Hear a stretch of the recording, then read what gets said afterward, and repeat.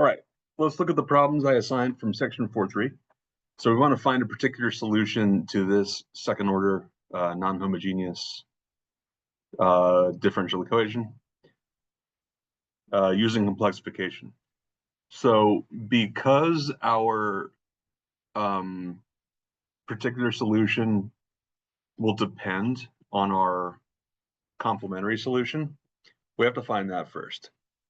So how do we find the complementary solution? That comes from solving this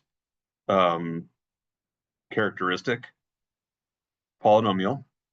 So r squared plus 7r plus 10 equals 0, which should factor into r plus 2, r plus 5 equals 0, and we get r equals -2 and -5. All right, so we have the complementary solution of yc of t equals c1 e to the -2t plus c2 e to the -5t. Okay, so now we are going to use complexification to find the particular solution. So what does that mean? Well, the first thing I want to do is this. I'm going to rewrite -4 sine 3t as this form.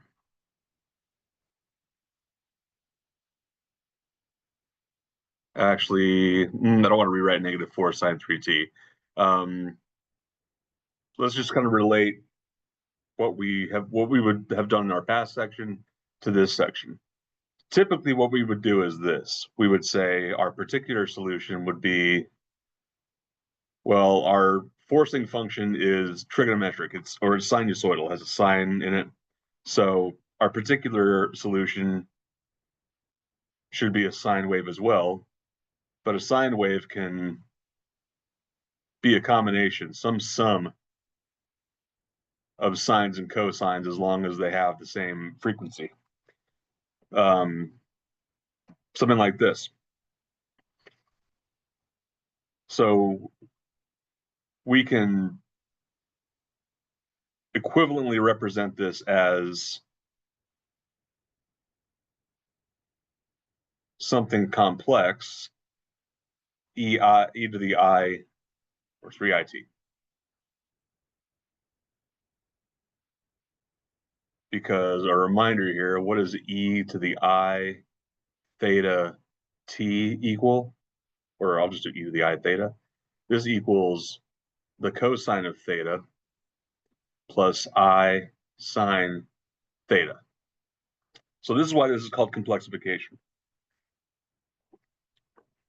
I'm representing something trigonometric as this exponential term, e to the I, e to the I times whatever my argument is, 3t. And that allows me to decompose my my trig function into a real part and an imaginary part. Okay. So if this is my particular solution, just like I would have done before, I can take my first and second derivative of this particular solution. So 3ia e to the 3it.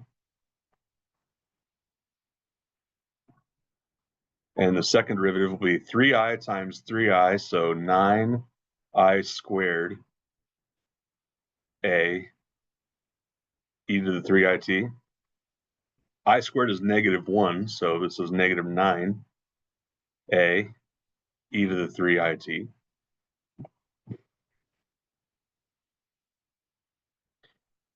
Okay, so now if I plug all these values into my differential equation, I get -9 a e to the 3it plus 7 times the first derivative, so plus 21i a e to the 3it, plus 10 times y, so plus 10 a e to the 3it equals what? In the original equation, as presented, was -4 sine 3t. But the way we're going to phrase this is as -4e to the 3it. Now this will allow us to figure out what a is. So every single term in this equation on both sides of the equal sign has a 3it term on it. So I'm going to go ahead and factor that out. E to the 3it, factor that out, and I have, right, what's real? -9a plus 10a, that's a, or yeah, a. I might as well factor out the a as well. So that's 1 plus 21i equals -4 e to the 3it. So for true equality to happen here, the coefficient of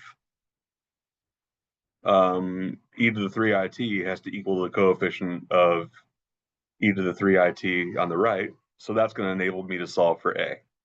So a is going to be equal to -4 over 1 plus 21i. I would love to simplify this complex number by multiplying both sides, or both numerator and denominator, by the conjugate of the denominator, which is 1 minus 21i.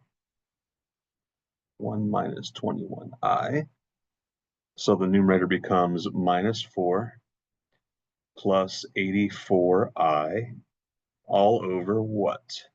1 plus 21 squared. What is 21 squared?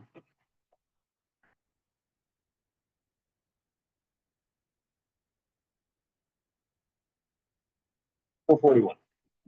So 1 plus 441. Now, let's keep going down.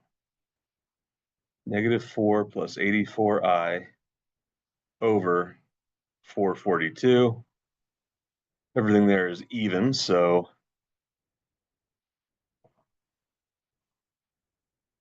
-2 over 221 plus 42 over 221i. Okay, so this is my value of a. So what? Okay, so I'm going to put that back in for my particular solution. So I have -2 over 221 plus 42 over 221 I e to the 3it. So this is my particular solution, but I'm still not quite done. So what I wrote up here before about e to the I theta, this is going to come into play. I'm going to replace e to the 3it with cosine, not 3 theta, 3t plus I sine 3t. Now, what I want to point out here is that we are only looking for the imaginary part of whatever this calculation is, because the forcing function is the sine component of it, which, if I look at the Euler identity here, or Euler's law, sine only accounts for the imaginary part. So I could distribute this whole thing and get all 4 terms, but in reality, I'm only looking for the imaginary part. So what terms are going to give me the imaginary part here? That's going to be this product.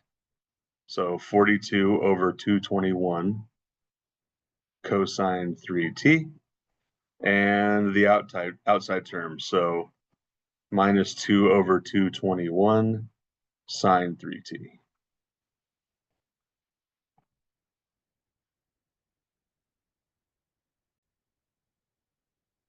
All right, so this is our particular solution for for question 2. All right, moving on.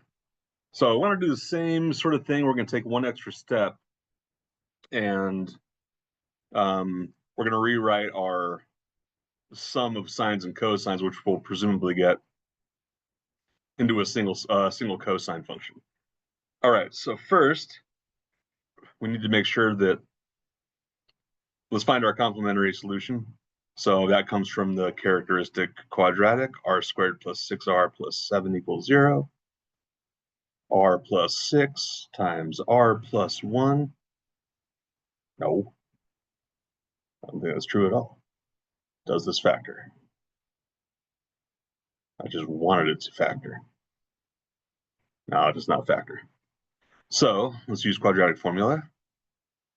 R equals -6 plus or minus the square root of b squared, 36, minus 4 times 1 times 7, which is 28, all over 2a, which is 2.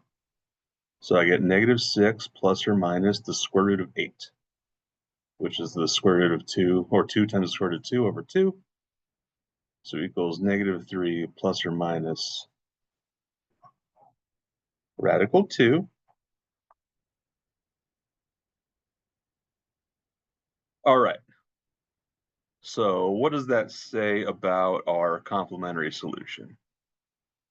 So I have c1 times e to the -3 plus radical 2t plus c2 times e to the -3 minus radical 2t. All right. Nothing trigonometric there, not going to bother me with my my particular solution, which is the only thing I was calculating that for. So let's go ahead and move on. So we want to use complexification. So I'm going to rewrite my particular solution as, or my forcing function as 3e to the 2it. I'm going to write my particular solution of a similar form, except that I don't know what the constant is going to be. So I'll call it a e to the 2it. And then I'll take my first two derivatives. Y prime will be 2ia times e to the 2it. Y double prime will be -4a times e to the 2it. And then I plug these, basically rewrite my differential equation with these values plugged in. So y double prime, -4a e to the 2it plus 6 times the first derivative, so plus 12ia e to the 2it plus 7 times y, so plus 7a e to the 2it. That sum equals what? 3 e to the 2it. All right, if I group everything up, let's factor out an e to the 2it, and I get -4a, or -4 plus 7. That's 3 plus 12i, and that equals 3 e to the 2it. What does that imply about a? A equals 3 over 3 plus 12i. I'm going to start by reducing everything. So that's 1 over 1 plus 4i. Now I'll multiply by the conjugate, 1 minus 4i. 1 minus 4i. So this equals 1 minus 4i over 1 squared plus 4 squared, so 17. So I get 1/17 minus 4 over 17i. Okay, so that is my a value. So now let's start digging into our particular solution some more. So like I said, our particular solution is equal to a times e to the 2it. So that's 1/17 minus 4 over 17i times e to the 2it, which I am now going to rewrite as something trigonometric. So that is going to be cosine 2t plus I sine 2t. But here's what I want. So I'm looking for something to match our forcing function. Or wait, no. I'm looking for something to match our forcing function, which means I want something to match a sine function, which is the imaginary portion of this Euler decomposition. So again, I could find all four terms here, but I'm really only interested in the things that are imaginary. So that comes from this product and this product, which was going to give me, I'll just factor out the I in advance, negative 4/17 cosine 2 theta, and what else? Plus 1/17 sine 2 theta. All right. So this, if we were following the same instructions as our last problem, we'd be done. But the last thing we want to do here is to write our particular solution in this form where we're condensing these two functions, this cosine and this sine, into a single cosine. So how is that done? So that's derived from a double angle identity. So, which I'll write down to kind of as a template, r cosine omega t minus phi is equal to r times all of this, because this is basically a sum or a difference identity. Actually, I'll just distribute it through all at once. R cosine phi cosine, let's just drop in omega, that's not going to change, cosine 2t plus r sine phi sine 2t. All right. So now I want to kind of match up the pieces. So I have a coefficient of cosine 2t. That's negative 4/17. I have a coefficient of sine 2t, that's 1/17.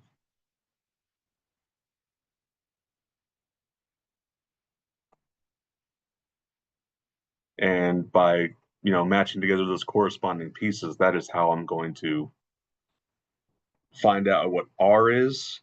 They called it A up there, and what phi is. So to do that, let's draw myself a diagram.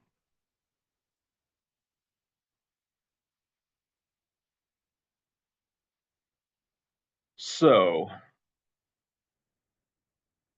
what do I have here? I have that R cosine phi equals negative 4/17, and R sine phi is equal to 1/17, which means that cosine of phi is equal to negative 4/17 over R, and sine phi is equal to 1/17 over R.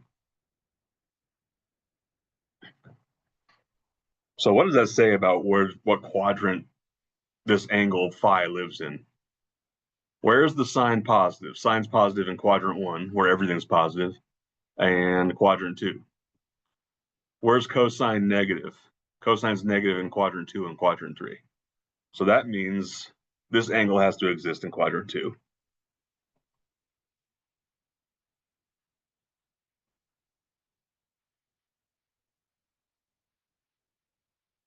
So we're looking for this angle here.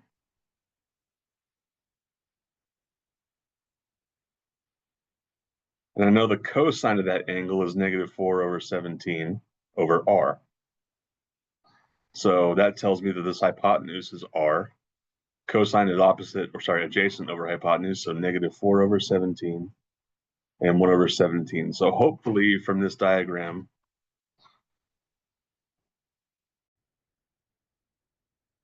okay, so we'll go ahead and find r through Pythagorean, Pythagorean theorem. So 1/17 squared plus 4/17 squared equals r squared. Let's go ahead and approximate.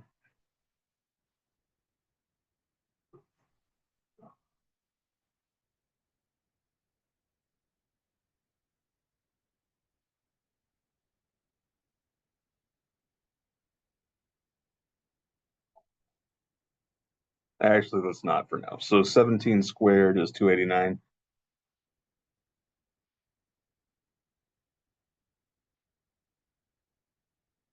So this comes out to be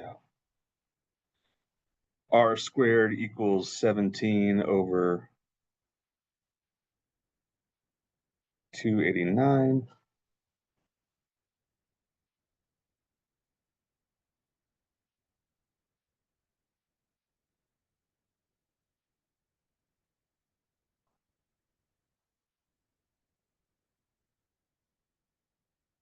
That doesn't sound right, but I do wrong.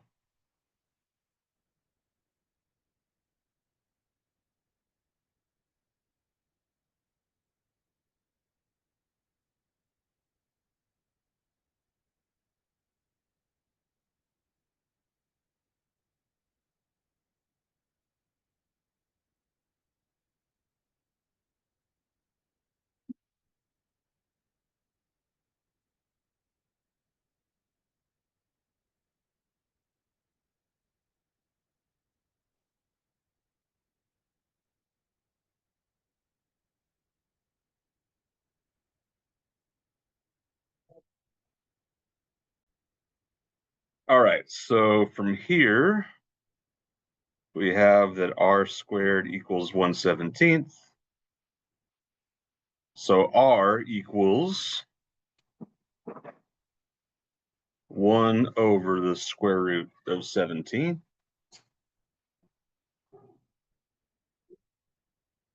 Okay, so that's part of what we need. We also need a phase angle. We need to know what this angle is. So how can we find that? We can find that directly by taking the inverse cosine. So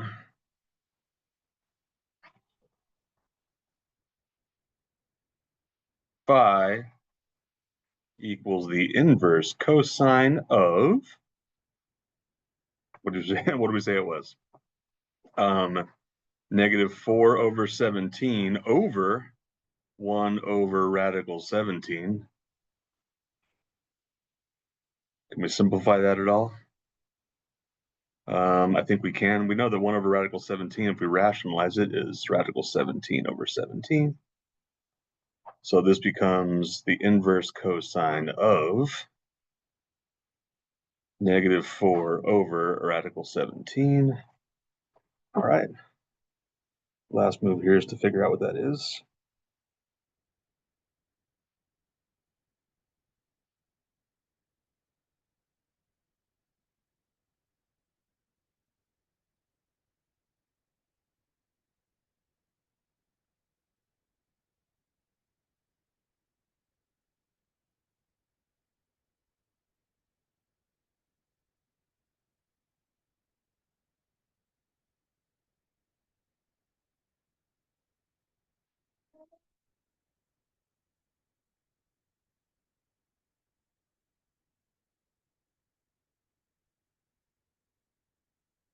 All right, and I'm getting 2.90 radians,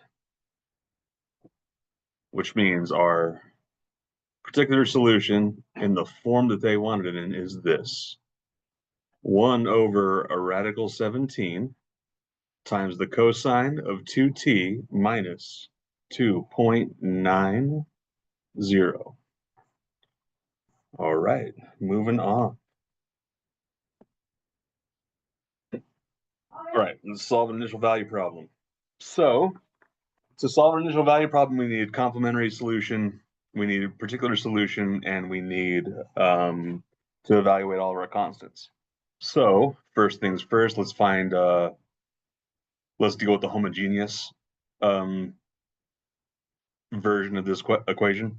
So r squared minus 2r plus 5 equals 0. This looks like it's going to have complex solutions or complex roots. So r equals negative b, so 2 plus or minus the square root of negative 2 squared, 4 minus 4 times 1 times 5, all over 2. So 2 plus or minus the square root of negative 16, 4i over 2. So that's equal to 1 plus or minus 2i. All right, so what that gives me is that my complementary solution is going to be of this form, e to the 1 plus 2i t.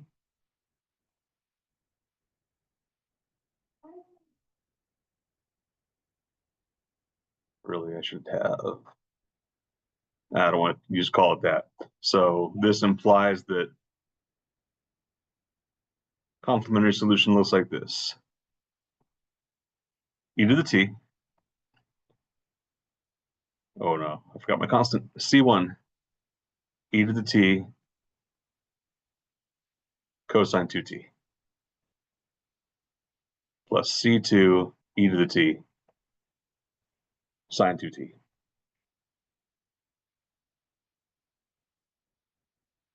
Okay. So that's complementary solution. Now let's deal with the particular solution. And let's stick with complexifying it. So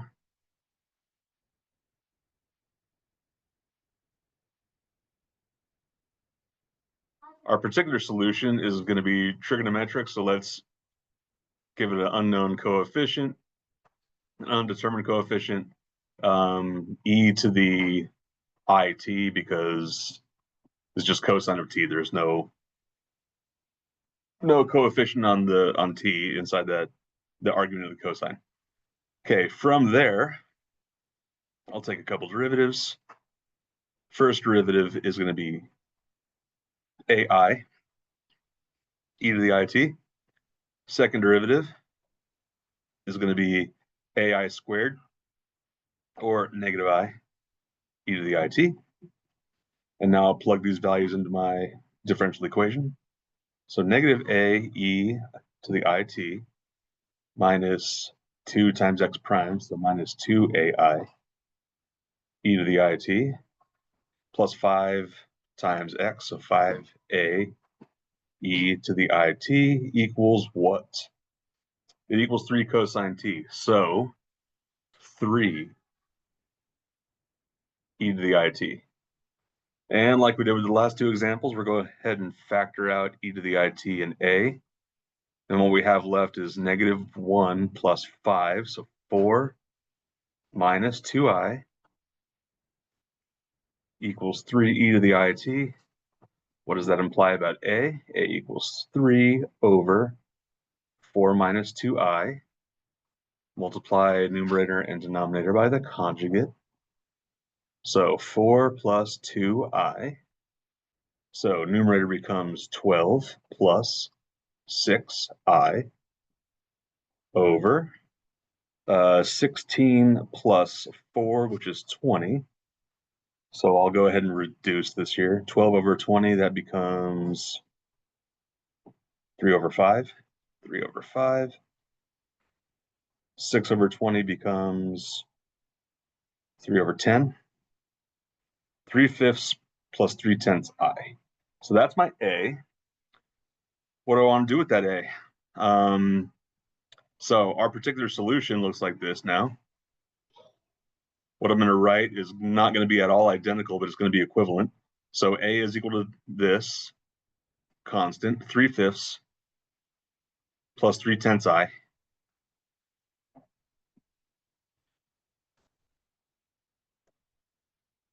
Times e to the it. What is e to the it? And I'm going to rewrite that trigonometrically. Times cosine of t plus I sine of t. So in the past examples, we were looking at a forcing function that looked like it was a sine. This is a cosine. So I'm where in the past I disregarded the real portion of this calculation. Now all I'm interested in is the real part of this calculation. So that's going to come from this product plus this product. So 3/5 cosine t plus 3/10 I squared sine t, or negative 3/10 sine t. All right, so let's put all of our solutions together. So x of t is going to equal the complementary solution plus the particular solution, which is equal to, oh no, we're not done. I take it back. We are not done. So what do we have so far?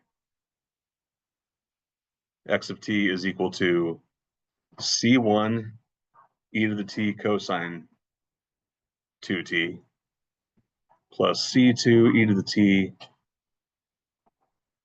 sine 2t. Don't need to be there.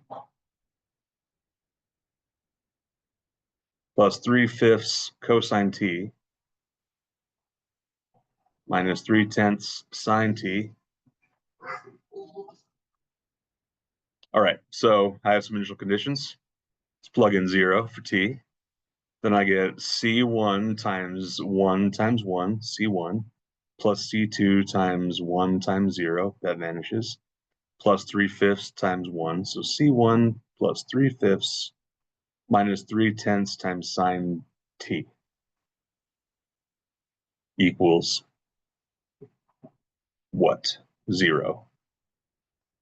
So I get c1 equals negative 3/5. All right, to figure out what c2 is, let's take the derivative. So x prime of t is going to equal what? So we need product rule for the first two terms here. So c1 e to the t cosine 2t minus 2c1 e to the t sine 2t. And just to organize, I'm going to write 3 separate rows for this. Plus c2 e to the t sine 2t plus 2c2 e to the t cosine 2t minus 3/5 sine t minus 3/10 cosine t. All right, 6 terms. What happens then when I plug in 0 for all the t's? All the ones that have sine on them are going to vanish. So this first one here, x prime of 0, I'm going to get c1 times 1 times 1. So that has a sign on it, so it'll vanish. This one has a sign, so it'll vanish. Plus 2 times c2 times 1 times 1. So 2c2. This sign will vanish, and then minus 3/10 times 1 equals 0. I will take advantage of the fact that I know what C1 is. Okay, so let's keep going. So 2C2, if I add these things together, so this is negative 6/10. So 2C2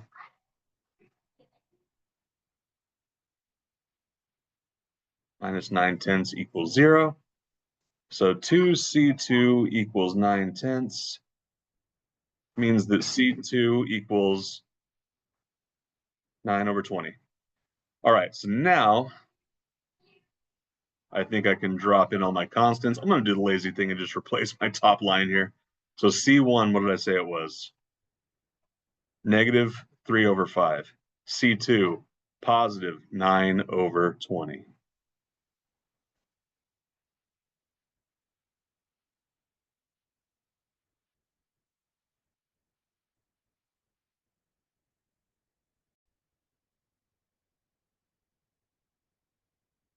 All right, so the last thing we were asked for, now that we have the solution, is talk about the long-term behavior of this solution. So what's going to happen to this equation as t goes on for a very long time? So let's look at this thing term by term. So everything is trigonometric. What's going to happen to those as t goes on? Really, those are going to continue their pattern indefinitely. So this term right here is purely trigonometric. This one right here is purely trigonometric. Those are sinusoids. They're just going to continue the same behavior indefinitely. Even though these other two terms contain a trigonometric component with a different frequency, they also contain this e to the t term. Now that is going to grow, that's going to increase without bound, without limit as t goes to infinity. So what this function is going to do is x is going to basically take on all real numbers. Because e to the t is going to get infinitely large, the sines and cosines are going to allow x to go arbitrarily high and arbitrarily low. This thing is just going to basically be totally unbounded. All right, that's all we have for this section.